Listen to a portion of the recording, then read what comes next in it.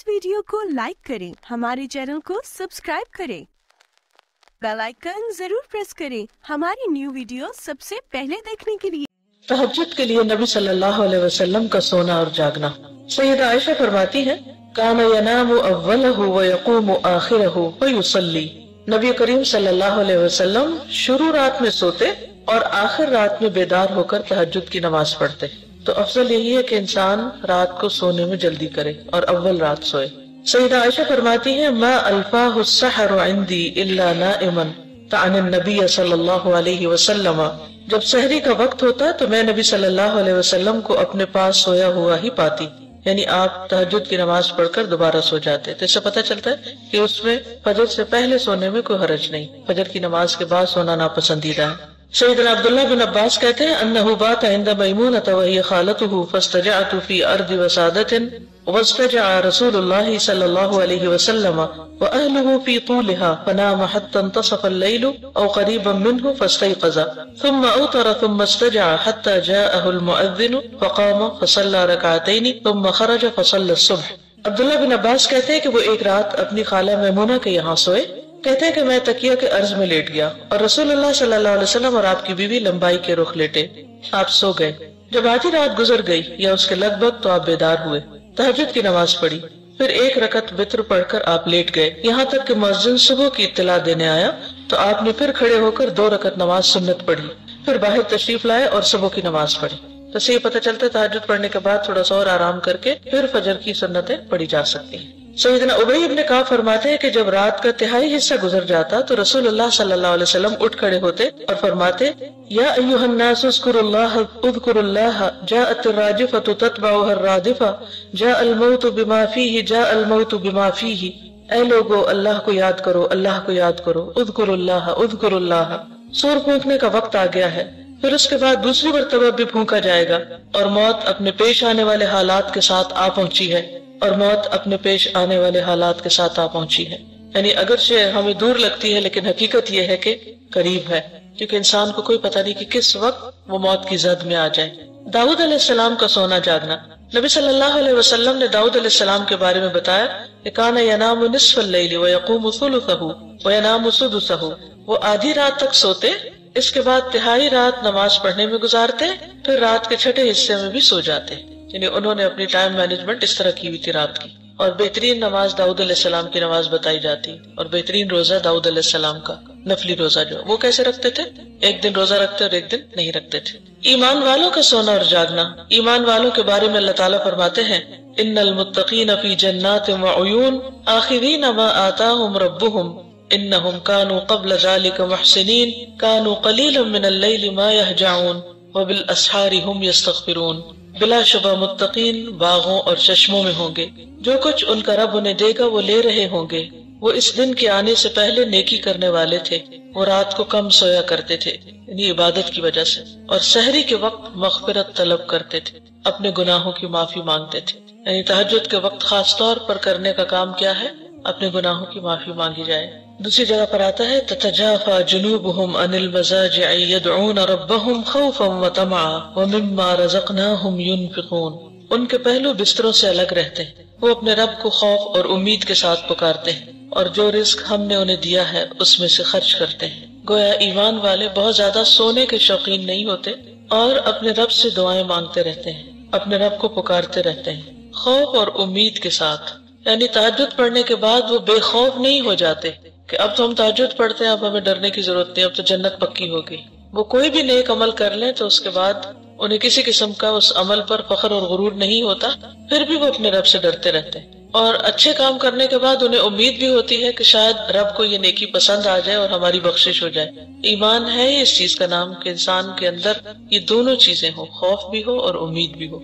इंसान अल्लाह ताला की रहमत से मायूस न हो और उसके साथ साथ डरता भी रहे, और जो रिस्क हमने उन्हें दिया है उसमें से खर्च करते हैं, यानी सदका खैरात की पाबंदी करते हैं। बाज़ वक़्त हम एक नेकी में जब लग जाते हैं तो दूसरी भुला देते हैं। तो मुतवाज़िन जिंदगी जो होती है, बैलेंस्ड लाइफ जो होती है, वो ज्यादा खूबसूरत होती है कि जिसमें इंसान मुख्तलिफ तरह की नेकियां करता रहे। नमाज तहज्जुद में तिलावत और दुआएं। सैयदा आयशा से रिवायत है, रसूलुल्लाह सल्लल्लाहु अलैहि वसल्लम رات کی نماز میں قرات کبھی بلند آواز سے اور کبھی آہستہ آواز سے کرتے، یعنی دونوں طرح۔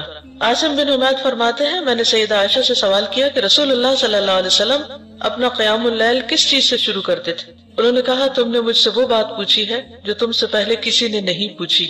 آپ صلی اللہ علیہ وسلم جب کھڑے ہوتے تو اللہ اکبر 10 بار، الحمدللہ 10 بار، سبحان اللہ 10 بار، لا الہ الا اللہ 10 بار، استغفر اللہ 10 بار، اور پھر یہ پڑھتے اللہم اغفر لی واہدنی وارزقنی وعافنی، اے اللہ مجھے بخش دے، مجھے ہدایت دے، مجھے رزق عنایت فرما اور مجھے عافیت عطا فرما۔ اور آپ صلی اللہ علیہ وسلم قیامت کے روز میدان حشر میں کھڑے ہونے کی تنگی سے پناہ مانگتے تھے۔ اس میں آپ دیکھیے کہ 10 بار آپ کیسے گنیں گے؟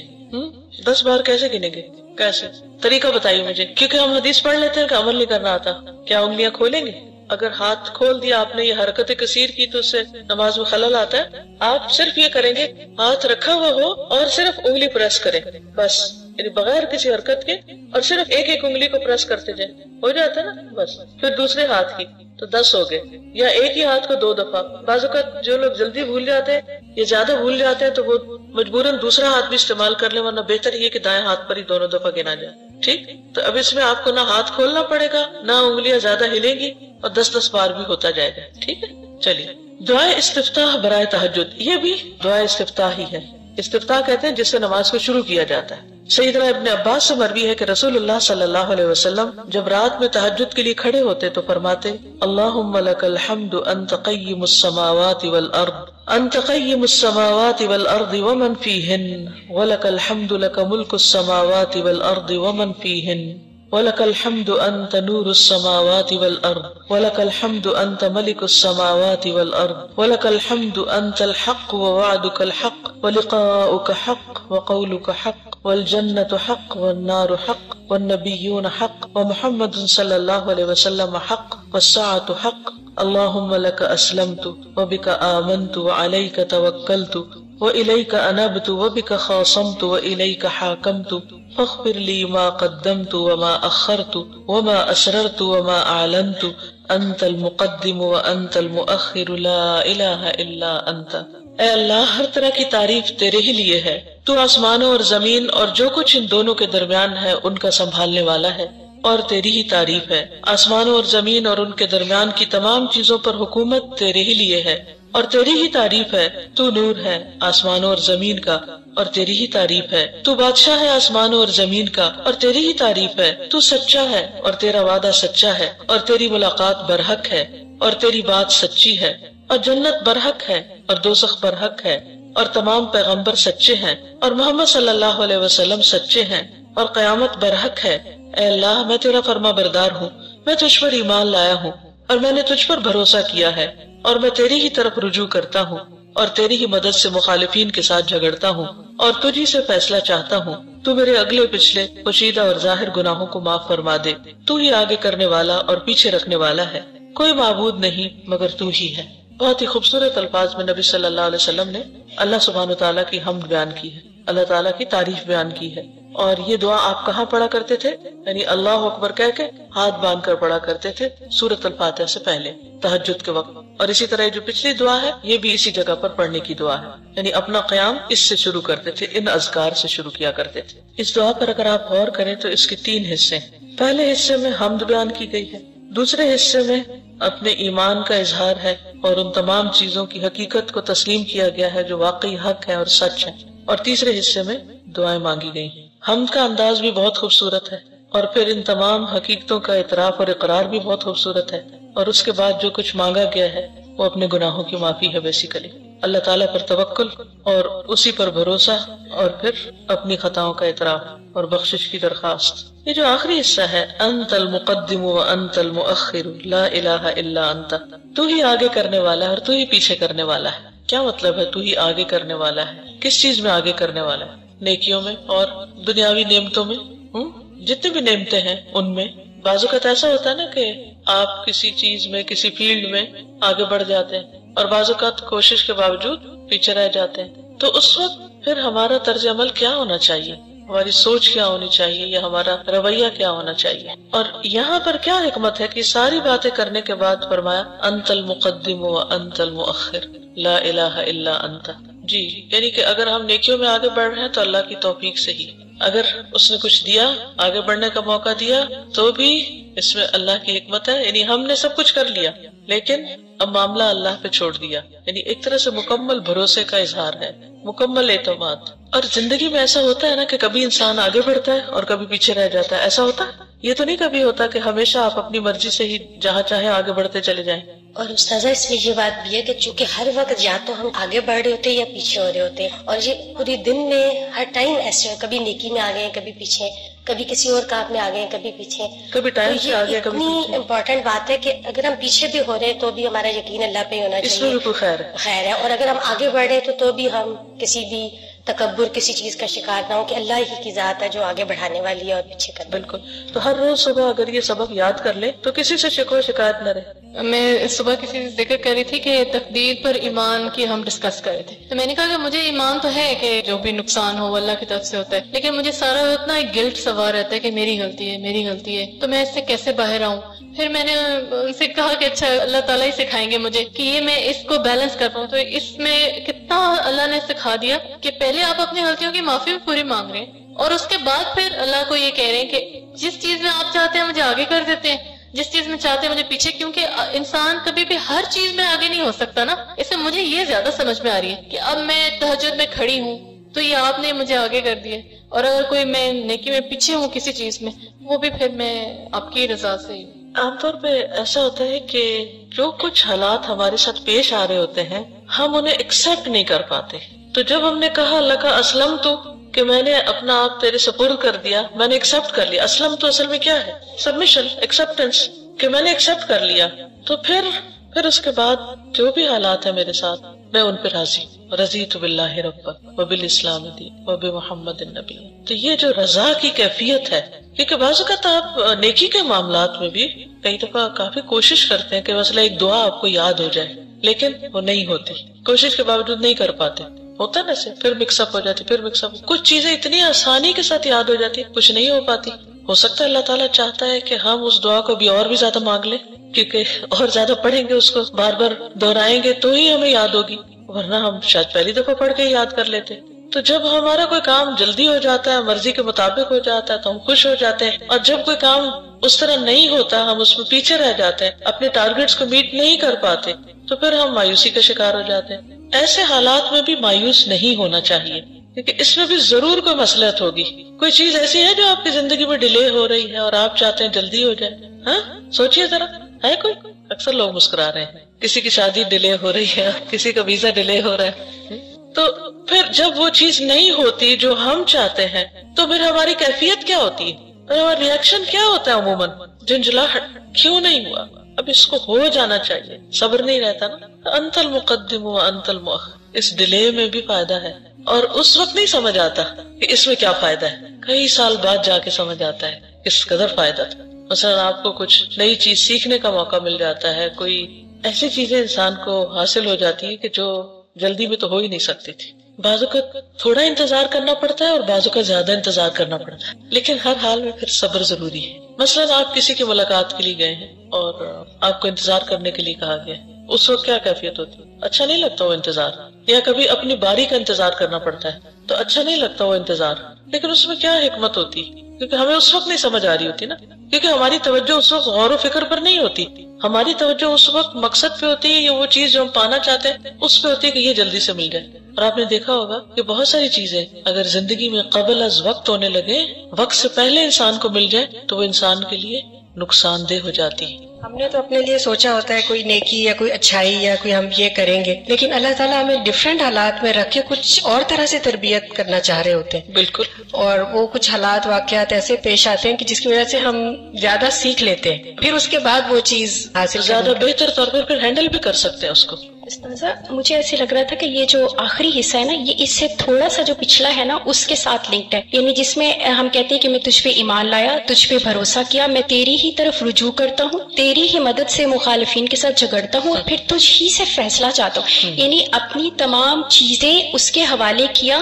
اور ایک اور چیز جو مجھے اس پورے میں نظر آ رہی تھی کہ یہ دن رات کا ایک تعلق ہے جو اللہ سبحانہ تعالیٰ سے جڑا ہوا ہے، اور پھر اس کی پوری ترتیب نبی صلی اللہ علیہ وسلم کی لائف میں مجھے لگ رہا ہے کہ وہ ایک سیکنڈ بھی جب وہ اپنے شعور میں ہوتے ہیں تو ان کا تعلق اللہ سبحانہ تعالیٰ سے جڑا ہوا ہوتا ہے، خصوصاً تنہائی کے لمحات میں وہ سبحان اللہ سبحان ربی ہی کہتے چلے جا رہے ہیں۔ تو جب ہم نے یہ سب کہہ لیا اور اللہ سے تعلق ہے تو پھر اب رجوع بھی اسی سے ہے، اسی سے جھگڑا کیا، خاموشی، فیصلہ، ہر کچھ، تو پھر اب جو بھی ہوگا اب وہ چاہے آگے کرے چاہے پیچھے کرے، ہر ایک میں خیر ہی خیر ہے۔ جزاک اللہ خیر۔ اس میں آپ دیکھیے کہ ہم اکثر جھگڑے کی حالت میں بھی ہوتے ہیں، کبھی اپنے سے جھگڑ رہے ہوتے ہیں، کبھی دوسروں سے۔ کبھی آپ کا ہوا کسی سے جھگڑا؟ بہت ہوتا ہے، ہر روز کوئی نہ کوئی، کبھی بچوں سے جھگڑ رہے ہوتے ہیں، کبھی بڑوں سے، کبھی دوستوں سے، کبھی کسی سے، جھگڑا چلتا رہتا ہے نا۔ تو اس میں کیا ہے کہ وَبِكَ خَاصَمْتُ وَإِلَيْكَ حَاكَمْتُ فَاغْفِرْ لِي مَا قَدَّمْتُ وَمَا أَخَّرْتُ، کیونکہ جھگڑے میں ہم اپنے آپ ہی کو حق پر سمجھتے ہیں اور ہم سمجھتے ہیں ہمارے ساتھ زیادتی ہو رہی ہے۔ فَاغْفِرْ لِي مَا قَدَّمْتُ وَمَا أَخَّرْتُ، ایون تو اگر ہمارے ساتھ بھی ہو رہی ہے تو بھی بخشش مسائل کا حل ہے۔ جب کسی بھی کام میں رکاوٹ آئے تو صرف لڑائی جھگڑے سے وہ حل نہیں ہوتی، اللہ کی طرف رجوع کرنے کی ضرورت ہوتی۔ اور پھر انت المقدم و انت المؤخر، اللہ چاہے تو فیصلہ جلدی سامنے آئے، اللہ چاہے تو اس میں تاخیر ہو جائے۔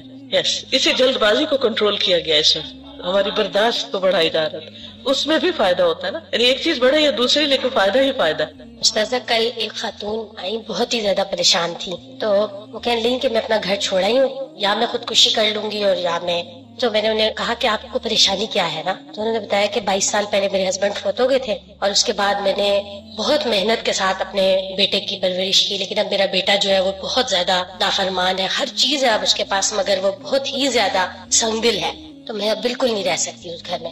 تو میں نے انہیں کہا کہ آپ دیکھیں کہ نتائج بہت ساری چیزوں میں ہمارے ہاتھ میں نہیں ہوتے، ہمارے ہاتھ میں کوشش ہوتی ہے، صرف آپ نے اپنی طرف سے کوشش کی، آپ دعائیں بھی کریے، دعائیں جاری رکھیں۔ پھر میں نے انہیں نا قرآن مجید سے نوح علیہ السلام کی اور ایک دو اس طرح کی مثال دی، تو وہ ساری باتیں سننے کے بعد آخر میں انہوں نے مجھے کہا کہ میں اتنی مایوس تھی آج، اور مجھے یوں لگا کہ ہم مایوس اس وقت ہوتے ہیں جب ہم نتیجہ اپنے ہاتھ میں سمجھتے ہیں، نتائج کے اعتبار سے ہمارے ہاتھ میں کچھ نہیں ہے، ہمارے ہاتھ میں صرف کوشش ہے۔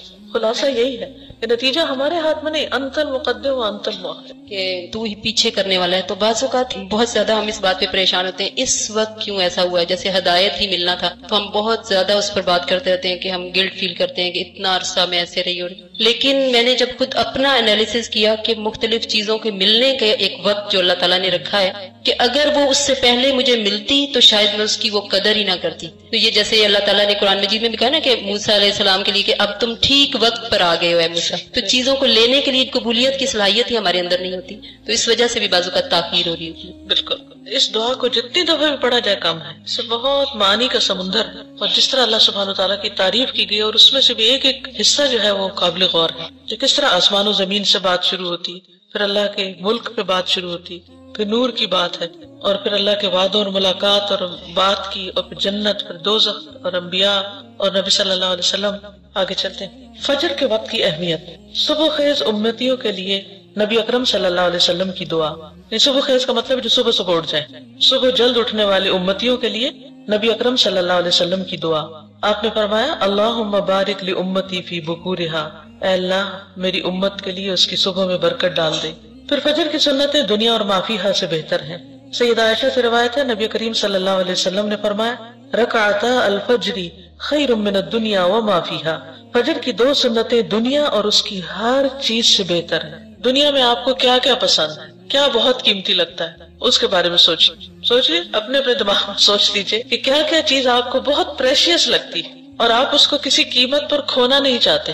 اب اس سے کمپیریزن کر کے ان 2 رکعتوں پر آ جائیے کہ یہ پڑھنی نصیب ہو گئی تو گویا سب کچھ مل گیا۔ دنیا میں جو کچھ بھی ہے صرف ہمارے لیے پریشیس نہیں، مثلاً آپ میں سے ہر ایک نے اپنا اپنا پریشیس چیز کا سوچا، اب سوچئے جو سب کا پریشیس ہے اس سے بھی زیادہ یہ ہے، اور پھر صرف اس ہال میں بیٹھے ہوئے لوگ نہیں، پوری دنیا میں جو کچھ ہے، جو خزانے ہیں، چاہے وہ پیٹرول کے خزانے ہیں یا سونا ہے زمین میں، یا کچھ بھی دنیا اور ما فیہا جو اس کے اندر ہے، ہر چیز سے بہتر ہیں یہ 2 رکعتیں۔ اور کتنے بدبخت ہیں وہ لوگ جو فجر کے وقت سوتے رہتے ہیں اور ان 2 رکعتوں سے محروم ہو جاتے ہیں۔ تو فجر کے لیے بر وقت اٹھنا بہت بڑی سعادت کی بات ہے۔ اگر صرف اس ایک حدیث کو آپ کہیں جا کر ڈسکس کریں، اور اس وقت آپ چپ کر کے بیٹھیں اور بولنے کا وقت بھی اتنا نہیں ہے، لیکن کسی بھی گیدرنگ میں اگر آپ سوال کریں کسی کہ آپ کو سب سے زیادہ قیمتی چیز کیا لگتی، پھر دوسرے سے پوچھے، پھر تیسرے سے، پھر اسی طرح یہ ایکٹیویٹی کر کے پھر ان کو سوچوائیں کہ اس سے بہتر ہے 2 رکعتیں، یعنی اتنا بڑا خزانہ ہمیں مل جاتا ہے اس وقت، اتنا بڑا اجر، اتنی بہترین چیز۔ تو ظاہر ہے کہ جو اچیور ہوتا ہے، جو صبح صبح اتنا سب کچھ پا لیتا ہے، اپنا معاملہ بھی اللہ کے سپرد کر دیا اور اللہ سبحانہ وتعالیٰ سے بہترین اجر بھی لے لیا، اس کی صبح کیسے ہوگی جو اس احساس کے ساتھ اٹھے؟ اور اس کی صبح کیسے ہوگی کہ جو نہ تہجد میں اٹھا، نہ اس نے یہ دعا پڑھی اور نہ اپنا معاملہ اللہ کے سپرد کیا، اور نہ ہی اس پر اس کا یقین ہے کہ وہی آگے بڑھاتا ہے، وہی پیچھے کرتا ہے، اور نہ پھر فجر ڈھنگ سے پڑھی، تو اس کی زندگی کیا زندگی ہوگی؟ اس میں کہاں سے سکون اور کہاں سے خوشی ہو سکتی؟ اصل میں ہماری اپروچ مٹیریلسٹک ہوگی نا، اگر ہم آخرت اورینٹڈ اور اس پوائنٹ آف ویو سے اس حدیث مبارک کو دیکھیں تو جیسے فرمایا گیا کہ آخرت میں تمہیں عذاب سے اگر زمین بھر سونا بھی تم صدقہ کرو تو تمہارے کام نہیں آئے گا، تو اگر اس کانٹیکسٹ میں اس کو دیکھا جائے تو پھر لگتا ہے کہ باقی جتنے بھی خزانے ہیں وہ ہمارے اس وقت کام نہیں آئیں گے جتنی یہ 2-3 منٹ کی عبادت۔ بالکل صحیح۔ پھر نماز فجر پڑھے بغیر سوئے رہنا۔ عبداللہ بن مسعود نے بیان کیا، ذکر عند النبی صلی اللہ علیہ وسلم رجل فقیل ما زال نائما حتى اصبح ما قام الى الصلاة فقال بال الشیطان فی اذنہ، صحیح البخاری۔ نبی صلی اللہ علیہ وسلم کے سامنے ایک شخص کا ذکر کیا گیا کہ وہ صبح تک پڑا سوتا رہا اور نماز کے لیے بھی نہیں اٹھا۔ اس پر آپ نے فرمایا شیطان نے اس کے کان میں پیشاب کر دیا ہے، یعنی نجاست ہے اس کے اندر۔ اب 2 لوگ ہیں، ایک وہ ہے جو فجر کی نماز پڑھ کے آ رہا ہے اور دوسرا وہ جو بغیر پڑھے آ رہا ہے اور سویا رہا ہے، تو ان دونوں کی کیفیت ایک جیسی تو نہیں ہو سکتی، تو اس دوسرے شخص سے خیر کی کیا توقع رکھ سکتے ہیں آپ؟ فجر کی سنتوں کے بعد دائیں پہلو پر لیٹنا۔ سیدہ عائشہ فرماتی ہے رسول اللہ صلی اللہ علیہ وسلم فجر کی سنتیں پڑھنے کے بعد اپنے دائیں پہلو پر لیٹ جایا کرتے تھے اور پھر اس کے بعد مسجد میں جاتے تھے۔ نماز فجر کے بعد ذکر الہی۔ سیدنا جابر بن سمرہ سے مروی ہے ان النبی صلی اللہ علیہ وسلم کان اذا صلی الفجر جلس فی مصلاہ حتی تطلع الشمس حسنا، صحیح مسلم۔ نبی کریم صلی اللہ علیہ وسلم جو فجر کی نماز ادا کر لیتے تو اپنی جگہ پر بیٹھے رہتے یہاں تک کہ سورج اچھی طرح نکل آتا۔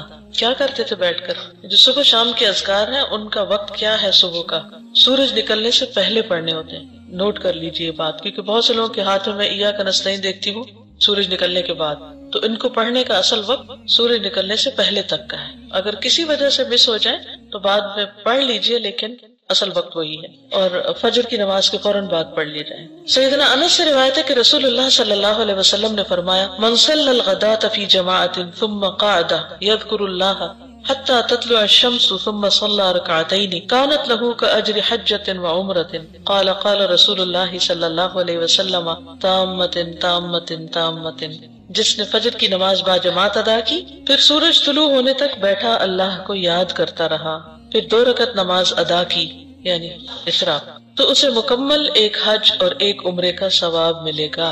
اور رسول اللہ صلی اللہ علیہ وسلم نے تاکید کے لیے لفظ تامتن تامتن تامتن یعنی 3 بار یہ بات دہرائی تاکہ شک نہ ہو کسی کو کہ ملے گا یا نہیں ملے گا۔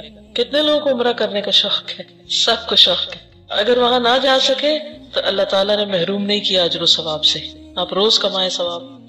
نیکی کمانے کا کتنا اچھا طریقہ ہے۔ اب آپ کہیں گے نہیں ہمیں تو وہ ہماری ڈیوٹی لگ جاتی ہے اور ہمیں تو صفائی کرنی ہوتی ہے اور ہمیں تو ناشتہ دینا ہوتا ہے، اور اتوار کے دن گھر والے سو رہے ہوتے ہیں نا، ناشتہ تو نہیں مانگتے، اس دن آپ مصلی پہ بیٹھ جائیے۔ اور پھر اس کے علاوہ بھی جیسے 100 دفعہ سبحان اللہ و بحمدہ اور 100 دفعہ لا الہ الا اللہ وحدہ لا شریک لہ، اور اسی طرح کے جو بھی ذکر اذکار ہے، اگر ہر روز عمرہ نہیں کر سکتے تو ہفتے میں 1 دفعہ تو کر لیجئے، ٹھیک ہے نا، انشاءاللہ۔ عمر ابن عبسہ سے روایت ہے کہ رسول اللہ صلی اللہ علیہ وسلم نے فرمایا جب بھی سورج چڑھتا ہے اللہ تعالیٰ کی ہر ایک مخلوق اس کی تسبیح بیان کرتی، لیکن شیطان اور اولاد آدم میں سے آتا قسم کے لوگ نہیں کرتے۔ میں نے سوال کیا آتا قسم کے لوگ سے مراد کون ہے؟ آپ نے فرمایا بدترین انسان، یا فرمایا اللہ کے مخلوق میں سے بدترین کو آتا کہتے ہیں، یعنی جو سورج نکلنے کے وقت میں اللہ کی تسبیح نہیں بیان کرتے، ذکر نہیں کرتے، خواہ وہ سو رہے ہوں، خواہ وہ باتیں کر رہے ہوں، خواہ وہ ادھر ادھر کے ہنگاموں میں مصروف ہوں، وجہ کوئی بھی ہو، یا ویسے ہی غفلت میں نہ کریں۔ کیونکہ بعضوں کا دیکھا گیا کہ اگر 4 لوگ بھی کہیں اکٹھے ہیں تو وہ صبح دنیا بھر کی باتیں شروع کر دیتے اور گھروں میں ایک ہنگامہ سا برپا ہوا تھا، کوئی کسی کو آوازیں دے رہا ہے، کوئی پکار رہا ہے، کوئی کچھ کر رہا ہے، جہاں خاص طور پہ بہت سے لوگ مل جل کے رہتے ہیں. تو ان اوقات میں اپنے گھر والوں کو، بچوں کو بھی ایک ادب اور تمیز سکھائیے کہ یہ وقت سوشلائزنگ کا نہیں ہے، یہ اللہ کے ذکر کا ہے، اور اس میں بلند آواز سے بولنا، چیخنا چلانا اور اللہ کے ذکر کو بھول جانا یہ پسندیدہ نہیں. ٹھیک ہے، جس طرح ہاسٹل میں بھی رہتے ہیں. تب یہ نہیں کہ صبح ہو گئی اور اب پھر آپ چہچہانا شروع کر دیں. پرندے جو چہچہاتے ہیں نا وہ اللہ کی تسبیح کر رہے ہوتے ہیں، ساری مخلوق لگی ہوئی ہوتی ہے. تو ہمیں بھی اس وقت میں اللہ سبحانہ وتعالیٰ کی تسبیح کرنی چاہیے، ذکر کرنا چاہیے، یا تو قرآن مجید کی تلاوت کریں یا پھر باقی جو بہترین اذکار بتائے گئے ہیں. وہ اللہ کے ذکر کا ایک کارڈ بھی ہے نا، اس میں بھی کچھ اذکار لکھے ہوئے ہیں. اگر انسان کو بھول جائے سیکوینس یا ترتیب یا کسی وجہ سے، تو ان کو اپنے سامنے لٹکا بھی سکتے ہیں، چپکا دیں کہیں یا دیکھ کے پڑھ لیں تاکہ کوئی چیز مس نہ ہو. سیدنا انس بن مالک سے روایت ہے کہ رسول اللہ صلی اللہ علیہ وسلم نے فرمایا، مجھے ایسے لوگوں کے ساتھ بیٹھنا سیدنا اسماعیل علیہ السلام کی اولاد میں سے 4 غلاموں کو آزاد کرنے سے زیادہ پسند ہے، جو نماز فجر سے طلوع آفتاب تک اللہ کا ذکر کرتے ہیں. ایسے لوگ جو ان اوقات میں ذکر کی پابندی کرتے ہیں وہ صالحین میں شمار ہوتے ہیں. تو یہ جو ہر وقت بات ہوتی ہے نا صالح لوگوں کی صحبت اختیار کرنی چاہیے، تو صالح کے سوا یہ پابندی کوئی نہیں کر سکتا کہ اس وقت میں بیٹھ کے اللہ کا ذکر کرے، اللہ کو یاد کرے یا کوئی اچھا کام کرے. آپ نے فرمایا کہ مجھے ایسے لوگوں کے ساتھ بیٹھنا زیادہ پسند ہے بنسبت اس کے کہ سیدنا اسماعیل علیہ السلام کی اولاد میں سے 4 غلاموں کو آزاد کیا جائے. یہ بھی اتنی بڑی نیکی. تو صرف یہ کمپنی اختیار کرنا، کیونکہ ایسے لوگوں کی جب کمپنی اختیار کی جائے گی تو کیا ہوگا، وہ دوسروں کو بھی اس کام پر لگا دیں گے. کون ہے وہ لوگ جو نماز فجر سے طلوع آفتاب تک اللہ کا ذکر کرتے ہیں؟ فرمایا مجھے ایسے لوگوں کے ساتھ بیٹھنا 4 غلام آزاد کرنے سے زیادہ پسند ہے جو نماز عصر سے غروب آفتاب تک اللہ کا ذکر کرے. یعنی اس وقت ان کے ذکر میں اور کثرت ہو جائے، کیونکہ دن بھر کام وغیرہ کرتے رہتے ہیں تو شام میں پھر انرجی لو ہونے لگتی، تو کہ بہت ایکٹیولی آپ دوسرے کام نہیں کر سکتے، تو پھر انسان کو ذکر میں ایک خاص قسم کا سکون بھی ملتا ہے، ایک تسلی ہوتی. تو کس قدر فضیلت ہے ذکر کی. کیا کر سکتے ہیں آپ اس وقت اپنے آپ کو اس چیز کا پابند بنانے کے لیے، اگر باقی گھر والے نہیں ہیں پابند؟ کیونکہ ابھی جو کچھ 6 دن سے پڑھ رہے ہیں ہم، یہ اب ویکنڈ پہ جا کے پتہ چل جائے گا کہ کیا ہوتا ہے، کتنی پابندی ہوتی ہے ان سارے اذکار کی. یہ کچھ لوگ جب ان کو ایک خاص ٹائم ٹیبل کا پابند کیا جاتا ہے تو اس وقت تو وہ کر لیتے ہیں، لیکن جو ہی اس سے چھوٹتے ہیں تو سب بھول جاتے ہیں. تو گھر جاتے وقت اپنے ویکنڈ کے لیے بھی ایک ٹائم ٹیبل بنائیے، کیونکہ اللہ سبحانہ تعالیٰ کو وہ عمل زیادہ پسند ہے جس میں آپ کنسسٹنٹ ہو، جو تسلسل کے ساتھ ہو، دوام کے ساتھ ہو، چاہے وہ تھوڑا ہی کیوں نہ ہو. ٹھیک ہے. اب یہ مجبوری ہو سکتی ہے گھر والوں کی کہ بچے چھوٹے ہیں، وہ رو رہے ہیں، تب آپ مسئلے پہ تو نہیں بیٹھ سکتے، یا آپ کے ہسبینڈ کو ڈیوٹی پر جانا ہے تو آپ کو ناشتہ بنانا ہے یا لگانا ہے یا کوئی بھی ایسا کام کرنا ہے، یا آپ کو خود یہاں پر آنا ہے، تو آپ کو جلدی ہے نکلنے کی. آپ میں سے کئی لوگ فجر کی اذان کے بعد نکل آتے ہیں، جو 1.5 گھنٹے کی ڈرائیو سے آتے ہیں. تو اس صورت میں پھر آپ کیا کر سکتے ہیں؟ کیا کریں؟ کھانا بناتے وقت ذکر کرتے رہیں، سفر میں آتے وقت آپ ذکر کرتے رہیں، اور یعنی جو بھی کام کر رہے ہیں، مثلا آپ کو صفائی کر رہے ہیں، کچھ بھی کر رہے ہیں، یعنی ایک تو یہ کہ آپ ایک جگہ بیٹھ کے کریں. اگر بیٹھ کے نہیں کر پا رہے تو جو بھی کام آپ کے حصے میں ہے یا ذمہ داری پہ ہے، اس کام کے دوران بھی ذکر کرتے رہیں، ہاں وہ صبح کا وقت ہے یا عصر کا وقت ہے، لیکن ان اوقات کو ذکر کے لیے خاص کریں. اس سے یہ بھی پتہ چلتا ہے کہ شام کے اذکار مغرب کی اذان سے پہلے ہو جانے چاہیے، یعنی عصر کی نماز پڑھنے کے بعد شام کی دعاؤں کا وقت شروع ہو جاتا ہے. ٹھیک. قیلولہ، قیلولہ سے مراد گہری نیند سونا نہیں ہے بلکہ دوپہر میں ہلکی نیند لینا ہے. اللہ سبحانہ وتعالیٰ کا ارشاد ہے، یا ایھا الذین آمنوا لیستأذنکم الذین ملکت ایمانکم والذین لم یبلغوا الحلم منکم 3 مرات من قبل صلاة الفجر وحین تدعون ثیابکم من الظہیرۃ ومن بعد صلاة العشاء 3 عورات لکم. اے ایمان والو، تم سے تمہاری ملکیت کے غلاموں کو اور جو تم میں سے بلوغت کو نہ پہنچے ہوں 3 وقتوں میں اجازت لینا ضروری ہے، یعنی چھوٹے بچے بھی.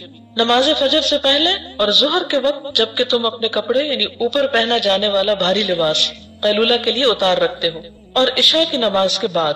یہ تینوں وقت تمہارے پردے کے ہیں، یعنی آرام کے وقت ہیں.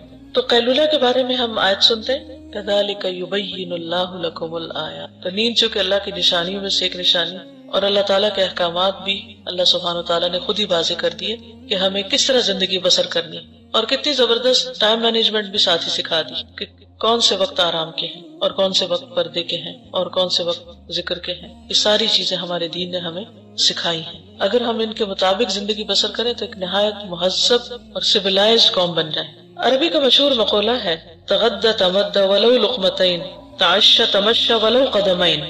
دوپہر کا کھانا کھاؤ تو لیٹ جاؤ اگرچہ 2 لقمے ہی کھاؤ، رات کا کھانا کھاؤ تو چہل قدمی کرو اگرچہ 2 قدم ہی چلو.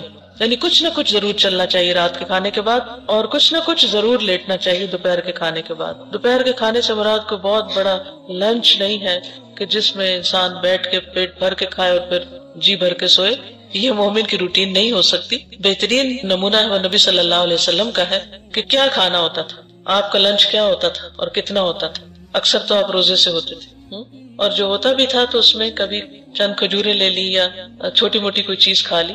تو ہمارے ہاں جو لنچ کا تصور ہے وہ بہت مختلف ہے۔ تو اس میں کوئی بھی سنیک آپ لے سکتے ہیں، کوئی بھی چیز لے سکتے ہیں اور اس کے بعد تھوڑی دیر آرام کر سکتے ہیں۔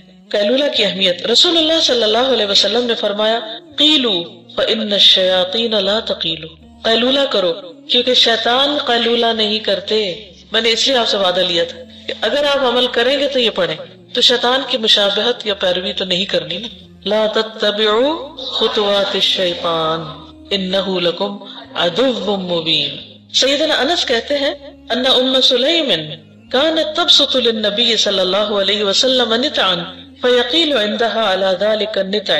ام سلیم نبی صلی اللہ علیہ وسلم کے لیے چمڑے کا بچھونا بچھا دیتی تھی اور آپ ان کے ہاں اسی بچھونے پر قیلولہ فرماتے تھے، یعنی باقاعدہ لیٹتے تھے۔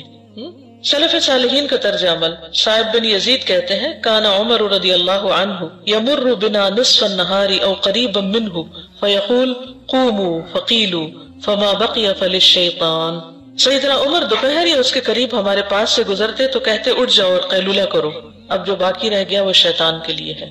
سیدنا عمر سے روایت ہے عبداللہ بن مسعود کے دروازے پر کبھی کبھار قریش کے مرد بیٹھا کرتے تھے، جب سایہ ڈھل جاتا تو عمر رضی اللہ عنہ کہتے قوموا فما بقی فہو للشیطان، اٹھ جاؤ اور قیلولہ کرو، اب جو قیلولہ کرنے سے باقی رہ گیا ہے وہ شیطان کا حصہ ہے۔ اس کے بعد وہ جس آدمی کے پاس سے بھی گزرتے اس کو اٹھا دیتے، یعنی سب کو زبردستی قیلولہ کرواتے۔ سیدنا انس فرماتے ہیں ہم جمعہ جلدی پڑھ لیا کرتے تھے اور جمعے کے بعد قیلولہ کرتے تھے۔ سیدنا انس کہتے ہیں وہ لوگ صحابہ جمعہ پڑھتے تھے اور پھر قیلولہ کیا کرتے تھے۔ عبداللہ بن احمد کہتے ہیں کان ابی ینام نصف النہار شتاء کان او صیفا لا يدعها ويأخذني بها۔ عبداللہ بن احمد کہتے ہیں میرے والد احمد بن حنبل نصف نہار کو سویا کرتے تھے، سردی ہو یا گرمی وہ کبھی اسے نہیں چھوڑتے تھے اور اس کے لیے مجھے بھی لے جاتے تھے، یعنی صرف خود نہیں اوروں کو بھی کروانا ہے۔ اور اہل جنت بھی قیلولہ کریں گے۔ اصحاب الجنت یومئذ خیر مستقرا واحسن مقیلا، اس دن جنت والے ٹھکانے کے اعتبار سے نہایت بہتر اور دوپہر کو آرام کرنے کے اعتبار سے کہیں اچھے ہوں گے، وہاں کا قیلولہ اور بھی مزے کا ہوگا۔ اب یہ تو تھی احادیث کی باتیں، اب دیکھتے کہ ان کو سن کر آپ کتنا عمل کے لیے تیار ہوئے۔ اب کچھ اور فائدے آپ کو بتاتی۔ قیلولہ کو انگریزی میں پاور نیپ کہتے ہیں، پاور نیپ تو کہا جاتا ہے کہ power up with a power nap, یعنی پاور نیپ لے کر اپنے آپ کو پاورفل بنائیں۔ کہا جاتا ہے کہ انسانی تاریخ میں بہترین دماغ والے افراد جیسے آئنسٹائن ہے، ونسٹن چرچل اور ایڈیسن وغیرہ کا یہ معمول تھا کہ وہ لازماً قیلولہ کرتے۔ نبی صلی اللہ علیہ وسلم اور صحابہ کرام کا تو ہم نے پڑھ لیا، لیکن نان مسلمز میں سے بھی ہم دیکھتے ہیں کہ جن لوگوں نے بڑے بڑے دماغی کام کیے ہیں انہوں نے قیلولہ ضرور کیا ہے۔ اس کے فائدے کیا ہیں؟ قیلولہ سے قوت ادراک بڑھ جاتی، یعنی انسان کی پرسپشن اچھی ہو جاتی۔ پھر اسی طرح صبر اور برداشت کی قوت بڑھ جاتی، جو لوگ قیلولہ کرتے ہیں ان کے اندر صبر و برداشت بڑھ جاتا ہے کیونکہ وہ ریلیکس ہوتے ہیں، سٹریس ختم ہوتا ہے، مجموعی طور پر صحت پر اچھا اثر پڑتا ہے۔ قیلولہ کتنا کیا جائے؟ 15 سے 30 منٹ تک، یعنی میکسیمم 30 منٹس۔ 15 منٹ بہت اچھے ہیں، اگر 15 نہ ملے تو 5 سے 10 منٹ بھی کیا جا سکتا، اگر 10 منٹ بھی نہ ملے تو کم از کم 5 منٹ شٹ ڈاؤن، ہر چیز بند اور خاموشی۔ امریکہ میں کرونک ہارٹ ڈیزیز مردوں اور عورتوں میں موت کی سب سے بڑی وجہ ہے۔ کہتے ہیں کہ دن میں درمیانی حصے میں قیلولہ کرنے سے دل پر سٹریس کم ہوتا ہے تو ہارٹ کی بیماریوں سے بھی بچا جا سکتا ہے۔ ہمارا جسم سرکیڈین ردم کو فالو کرتا ہے اور چینی طب کے مطابق دوپہر دل کے لیے پیک آور ہوتے ہیں، دوپہر کا وقت دل کے لیے پیک آور ہوتا ہے۔ دل کو مضبوط رکھنے کے لیے اس وقت آرام کرنا فائدہ دیتا ہے۔ اسٹڈی سے یہ بات سامنے آئی ہے کہ ہر روز 30 منٹ قیلولہ کرنے سے انسان کے دل کی بیماری میں مبتلا ہونے کے چانسز کم ہو جاتے ہیں، یعنی جو لوگ آدھا گھنٹہ آرام کرتے ہیں دن کو ان کے اندر یہ بیماری نہیں ہوتی یا بہت کم ہوتی۔ پھر دفتری اوقات میں یا اسکول میں، کالج میں کیسے قیلولہ کیا جائے؟ اب آپ کہیں گے ہم سب تو یہاں ہوتے ہیں، 2 بجے تک تو کلاس چلتی ہے، پھر قیلولہ کب ہو؟ کیا خیال ہے؟ بریک ٹائم پر؟ کہتے ہیں کہ جو ورکر کام کے دوران 20 منٹ ریسٹ لیتے ہیں وہ زیادہ قوت کے ساتھ دوبارہ کام کر سکتے ہیں۔ کچھ کمپنیاں اب کام کے دوران قیلولہ کرنے کو انکریج کر رہی ہیں۔ اگر کسی کو کام کے دوران 5 منٹ بھی مل جائیں تو صرف آنکھیں بند کر لیں، اس سے بھی سٹریس کم ہو جائے گا اور کام کرنے کے لیے جو توانائی چاہیے اس میں اضافہ ہو جائے گا. یعنی آپ جیسے بیٹھے ہیں، بیٹھ کر اپنے آگے جو آپ کے بینچز وغیرہ پڑے ہوتے ہیں ان پر بھی سر رکھ کر 5 منٹ کے لیے اپنے جسم کو بالکل ڈھیلا چھوڑ کر آنکھیں بند کر کے کیلولا کر لیں. اچھا، اب اس وقت 1:10 ہوئے ہیں، میں 5 منٹ آپ کو دیتی ہوں، آپ کیلولا کریں. ٹھیک ہے؟ اب کیسے کریں گے؟ جس کے پاس لیٹنے کی جگہ ہے وہ تو لیٹ جائے، اور جس کے پاس لیٹنے کی جگہ نہیں ہے وہ اپنے ہاتھوں کو اپنا تکیہ بنا کر اپنی گود میں سر رکھ لے. لائٹس آف کر دیں. کھانا کھائے بغیر بھی کیلولا ہو سکتا ہے، روزے کے دن میں بھی کیلولا ہو سکتا ہے. ٹھیک ہے؟ تو اس لیے اگر آپ نے کھانا نہیں کھایا تو کوئی بات نہیں، جتنا ریلیکس ہو سکتے سارے مسل ڈھیلے کر لیں، بالکل ریلیکس ہو جائیں، اور مکمل خاموشی، مکمل خاموشی. آنکھیں بند کر لیجیے. السلام علیکم ورحمۃ اللہ وبرکاتہ. لائٹس آن کر دیں. کیسا فیل ہو رہا ہے؟ ہم اپنی باتوں میں سے، اپنے کھانے کے وقت کو کم کر کے، ہم اپنی اور مصروفیات میں سے صرف 5 منٹ بھی اگر ہر چیز بند کر دیں، لائٹس بھی بند کر دیں، باتیں بھی، شور ہنگامہ سب کچھ، اور اس کے بعد اگر آپ اٹھیں تو انرجیٹک بھی فیل کرتے ہیں، اور جو 5 منٹ آپ کے وہ گئے ہیں نا اس کام میں، اس سے زیادہ پروڈکٹیو ہو جاتے ہیں بعد میں. آپ بچوں کو بھی کرانا چاہیے. شیطان کیلولا نہیں کرتے، تو جب بچے نہیں کریں گے تو کیا ہوگا؟ ہائپر ہوں گے. ہم نے سنتوں کے پیر بھی چھوڑ دیے نا. جی کوئی بات نہیں، دل میں ذکر کرتے رہیں، لیکن اگر کچھ ورک کر بھی رہا ہے نا، آپ کا دل جو ہے وہ اس وقت ریلیکسنگ پوزیشن میں ہے، اور باقی اعضاء بھی، آنکھیں بھی، کھچاؤ کم ہوگا.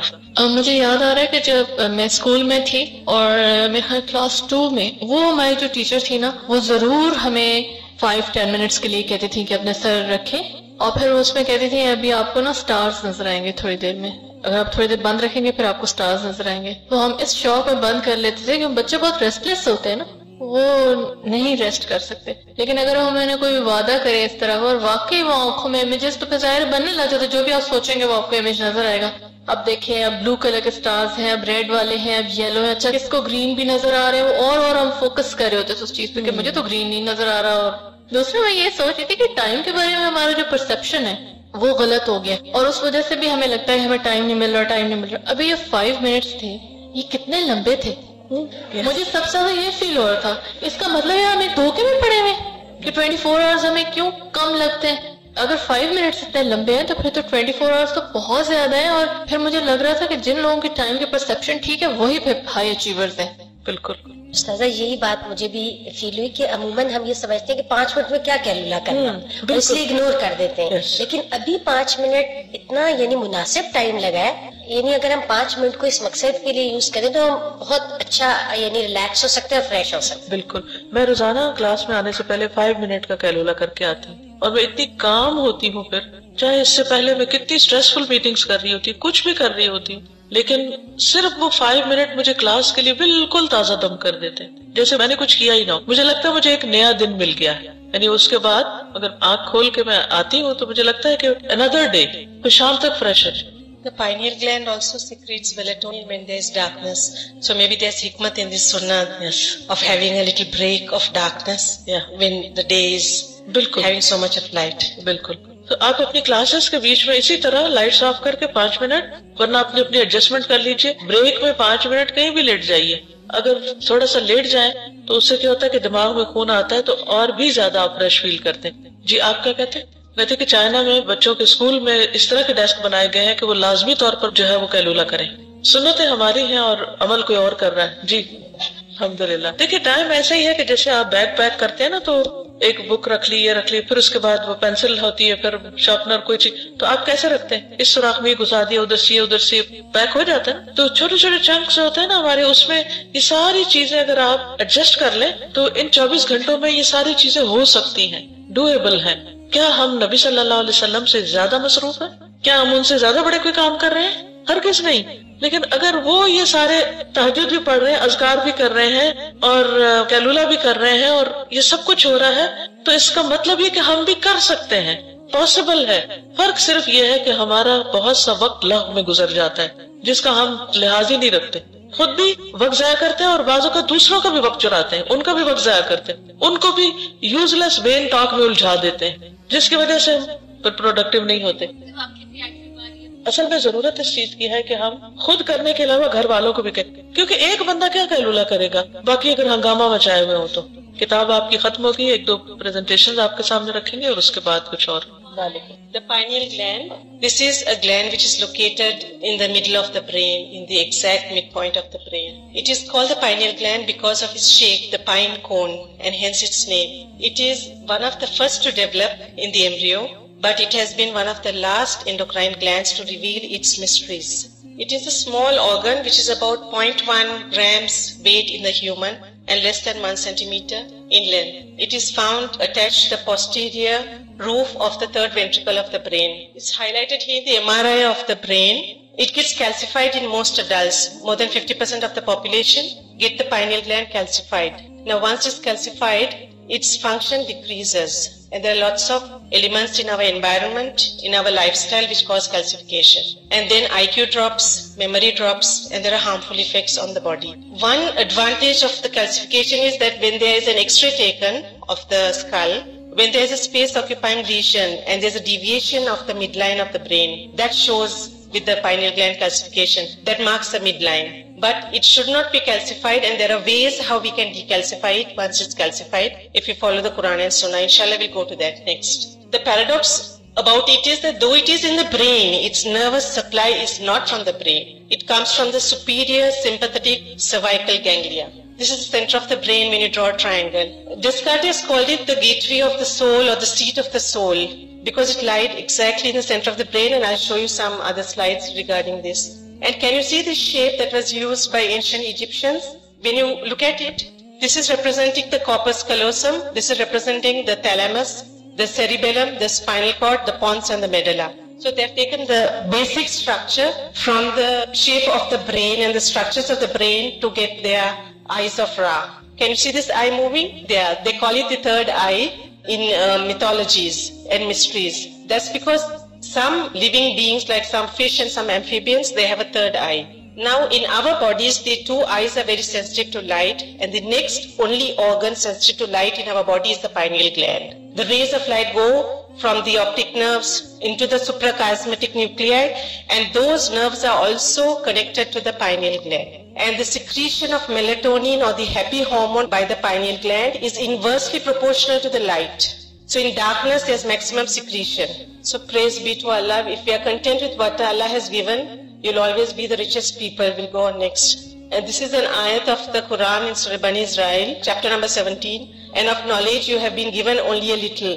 That's because at the beginning of the century, or in the middle of the century, there was a great scientist who said that the pineal gland was useless. It was of no use. But then later on they have unraveled a lot of mysteries of the happy hormone melatonin, which is now in the form of capsules, and it's even used for various people who cross time zones, for jet lag, for shift workers. It's being used. So it combats viruses, various vascular diseases and germs, the melatonin hormone. It's a very important hormone. So this is just a believer's reference, and in Surah Al-Baqarah, ayat 255, it said, he prays to him also says, and they will never encompass anything of his knowledge except that he wills. So all the mysteries of the human bodies are not known by all doctors or all scientists, although they claim when we go into the depth of the Quran. This is a histology of the pineal gland under the electron microscope. The pineal gland and melatonin. It's a very simple gland, but it secretes a very important hormone, melatonin. And therefore this pineal gland, although it's located in the brain, becomes similar to the adrenal medulla because of the connection to the suprachiasmatic nucleus of the hypothalamus of the brain. The precursor of melatonin is serotonin, and it's a neurotransmitter which is derived from the amino acid tryptophan. So there's a circadian rhythm in the melatonin secretion of the human body. This is just a chart showing of two individuals of the secretion of melatonin in the dark and the light. Next. This is how it rises. Can you see the rise of the melatonin? And as Ustaza just now mentioned about Kailula, which is around midday, can you see the rise is starting around that, around 2 p.m. Then it rises in the middle of the night. So there is hikmah in our sunnah. The Kailula also came in here, the tahajjud, and everything came in there. That's just the chart. There are a lot of causes of calcification of the pineal gland. One is fluoride in drinking water, toothpaste, etc. Then there are various pesticides in the environment, pollutants, our habits. So we have to do a pineal detox. We should have positive friends Use your intuition. Now we know that we get hikmah when we follow Quran and Sunnah. When the Quran becomes our living manual, we have hikmah. Allah puts in the Furqan in us that we have studied. Here I have sort of highlighted and made bold a few letters of a few items which cause decalcification of the pineal gland. For example, vinegar. That's in prophetic medicine, that vinegar is a very good ingredient. Then comes melatonin, and we studied about melatonin that it is secreted mostly in the dark. So if we followed the Sunnah and slept straight away after Isha and slept early at night and woke up early in the morning, then therefore we will have high levels of secretion. One, if we slept early, we'll have more light hours.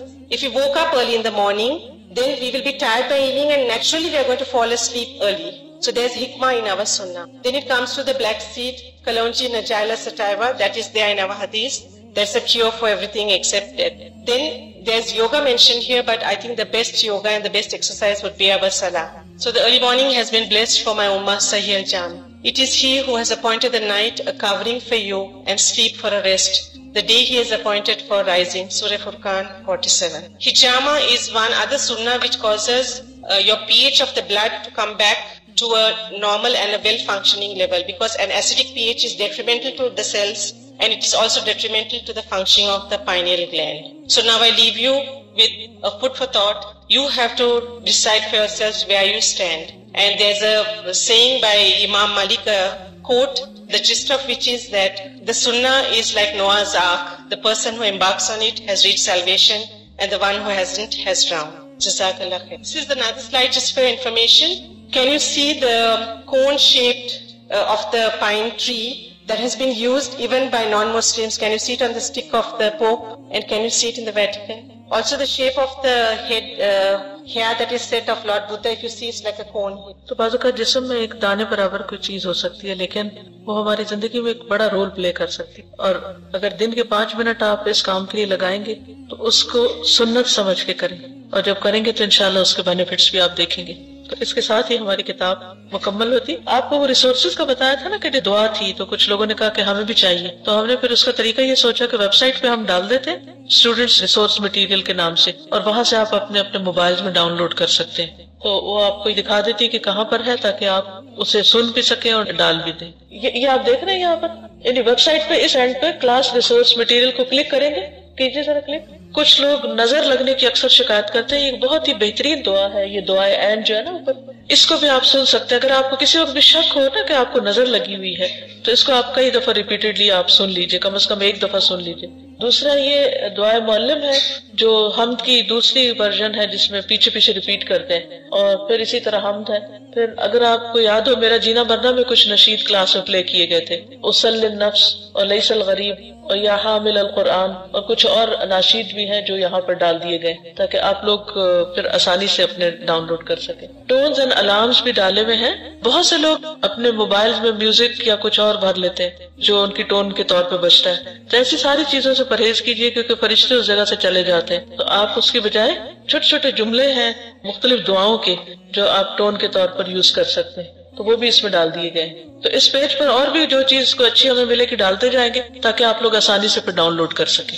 ठीक, सोने जागने के आदाब, ये किताब जो ये PDF form में भी है, जो लोग पाकिस्तान से बाहर हैं उनको आप एज अ गिफ्ट भेज सकते हैं। प्लस ये है कि इंशाल्लाह हम इसमें से जो दुआएं हैं उनको अलग भी छापेंगे। एक छोटी सी चीज आपसे ये कहना चाहूंगी कि क्रिएटिव वेज देखिए जिसमें आप इन सारी बातों को याद रख सकें और अमल कर सकें, क्योंकि अमूमन क्या होता है कि हमें ये तो पता होता है कि ये काम करना है, लेकिन अपनी लेजीनेस की वजह से हम नहीं कर पाते। और एक वजह क्या शुरू में मैंने बताई थी कि हम भूल जाते हैं। तो अगर कोई चीज भूल जाए तो उसका इलाज क्या हो? किताब के बिल्कुल आखिर में आपने चेकलिस्ट देखिए जरा 66 पेज, ये करने के कामों की चेकलिस्ट यहाँ आखिर में डाल दी गई, जो पूरी किताब में जो चीजें लिखी हुई है ना, तो इसको 30 डेज पर आप पेंसिल के साथ मार्क कर सकते हैं। ठीक है, इससे क्या होगा कि आप अपने आप को खुद चेक कर सकते हैं कि क्या मैंने ये सारे काम किए, और आप इसकी फोटोकॉपी करके आप अपने सामने भी कहीं लगा सकते हैं। ठीक, ओके। सुब्हानक अल्लाहुम्मा व बिहम्दिका अशहदु अल्ला इलाहा इल्ला अंता अस्तगफिरुका व अतूबु इलैक। अस्सलामु अलैकुम व रहमतुल्लाहि व बरकातुहू। नमाज तहज्जुद, ये भी बड़ा कीमती वक्त होता है। तहज्जुद का माना, कुर्तुबी रहमहुल्लाह ने अल्लाह ताला के इस कौल की तफसीर में कहा, وَمِنَ اللَّيْلِ فَتَهَجَّدْ بِهِ نَافِلَةً لَكَ عَسَىٰ أَن يَبْعَثَكَ رَبُّكَ مَقَامًا مَحْمُودًا، اور رات کے کچھ حصے میں پھر اس کے ساتھ بیدار رہو، اس حال میں کہ تمہارے لیے یہ زائد ہے، نافل ہے، ایکسٹرا نماز ہے آپ کے لیے، قریب ہے کہ تمہارا رب تمہیں مقام محمود پر کھڑا کرے۔ تو بلند مقام پانے کے لیے پھر زیادہ سجدوں کی ضرورت ہے۔ التہجد الحجود سے مشتق ہے، حجود مصدر ہے اس کا۔ یہ ان کلمات میں سے ہے جن کے متضاد معنی ہوتے ہیں، جیسے اشترا کا معنی خریدا اور بیچا دونوں ہوتے ہیں نا، تو حجود کا معنی بھی حجدا یعنی وہ سویا رہا، اور حجدا یعنی وہ جاگتا رہا، دونوں معنی آتے ہیں۔ حجدا کا معنی سویا اور جاگا دونوں ہے، یہ متضاد معنی دیتا ہے، اور یہ خصوصیت عربی میں ہی ہے۔ تو تہجد سے کیا مراد ہے؟ جہاں تک تہجد کی بات ہے تو یہ خاص طور پر رات کی نماز کو کہا جاتا ہے۔ بعض لوگوں نے اس کی قید یہ بیان کی ہے کہ رات کو سو جانے کے بعد دوبارہ اٹھ کر نماز ادا کرنا تہجد کہلاتا ہے، یعنی حجد کا معنی سویا اور حجد کا معنی جاگا، یعنی سو کے جاگ کر جو نماز پڑھی جاتی ہے وہ تہجد کہلاتی ہے۔ ٹھیک، قیام اللیل، اب ایک ہے قیام اللیل اور ایک ہے تہجد اور ایک ہے تراویح۔ قیام اللیل کا معنی کیا ہے؟ رات کے کچھ حصے کو نماز اور قرآن کی تلاوت اور اللہ کے ذکر میں گزارنا چاہیے، چاہے وہ ایک گھڑی ہی کیوں نہ ہو، 5 منٹ کیوں نہ ہو، 2 نفل کیوں نہ ہو، اور اس طرح کی کچھ اور عبادات میں وقت گزارنا قیام اللیل کہلاتا ہے۔ اس میں یہ شرط نہیں کہ وہ رات کا اکثر حصہ اسی طرح گزارے، یاد رکھیے یہ بڑی خوشخبری ہے، جو لوگ تھوڑی دیر بھی اسپیئر کر سکتے ہیں، اور آج کل ماشاءاللہ یہاں کی راتیں ہی راتیں ہیں، تو اس میں یعنی کہ اتنی دیر سے جب فجر ہو رہی ہو تو اس سے پہلے کسی بھی وقت آدھا گھنٹہ پہلے بھی اگر انسان اٹھ جاتا ہے تو اس چیز کو کر سکتا ہے۔ مراق الفلاح میں آیا قیام اللیل کا معنی رات کا بڑا حصہ اللہ کی اطاعت میں مشغول ہو کے گزارنا، یعنی یہ بھی رائے ہے، اور کہا جاتا ہے کہ ایک گھڑی وہ قرآن پڑھے یا تسبیح سنے یا تسبیح کرے یا نبی صلی اللہ علیہ وسلم پر درود بھیجے۔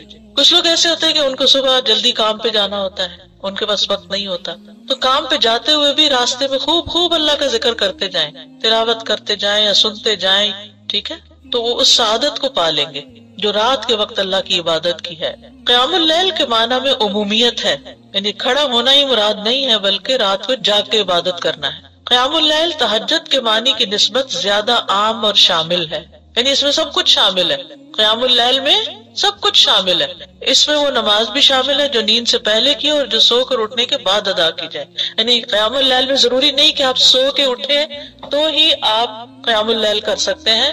رمضان میں جو آپ سوئے بغیر تراویح پڑھتے ہیں وہ بھی قیام اللیل ہی ہوتا ہے، لیکن ہم عام طور پر قیام اللیل کس کو سمجھتے ہیں؟ وہ آخری حصے میں جو نماز رات مسجد میں رک کے پڑھتے ہیں وہ قیام اللیل ہوتا ہے، جبکہ تہجد کی نماز کے ساتھ خاص ہے۔ اس کے بارے میں 2 قول ہیں۔ پہلا قول، رات کی مطلق نماز کو تہجد کہا جاتا ہے، اکثر فقہا کا یہ خیال ہے، یعنی رات کے کسی حصے میں بھی پڑھ لیں، عشاء کے بعد چند نفل اور پڑھ لیں، درمیان میں پڑھ لیں، جو لوگ رات بھر جاگتے رہتے ہیں وہ سونے سے پہلے پڑھ لیں یا سو کے اٹھ کے پڑھ لیں، سب تہجد ہی کہلائے گا۔ دوسرا قول یہ کہ کچھ دیر سونے کے بعد اٹھنا جو ہے وہ تہجد کہلاتا ہے، یعنی معنی میں اختلاف ہے، لیکن اصل بات تو ایک ہی ہے نا، اور وہ کیا ہے؟ رات کی نماز۔ ٹھیک ہے، قیام اللیل کیا ہے؟ رات کی نماز، تسبیح، قرآن کا پڑھنا۔ تہجد، قیام اللیل، تراویح میں فرق، یہ تو اتنا ایشو رہتا ہے کچھ نہ کچھ۔ ابن باز رحمہ اللہ سے پوچھا گیا کہ نماز تراویح، قیام اللیل اور تہجد میں کیا فرق ہے، آپ ہمیں فتویٰ دیں، اللہ آپ کو اجر دے۔ تو انہوں نے جواب دیا کہ رات کی نماز کو تہجد بھی کہا جاتا ہے اور قیام اللیل بھی کہا جاتا ہے۔ کیا کہا؟ رات کی نماز کو تہجد بھی کہا جاتا ہے اور قیام اللیل بھی کہا جاتا ہے۔ جہاں تک تراویح کا تعلق ہے تو علماء کے نزدیک یہ رمضان کی راتوں کے اول حصے میں کیے جانے والے قیام اللیل پر بولا جاتا ہے۔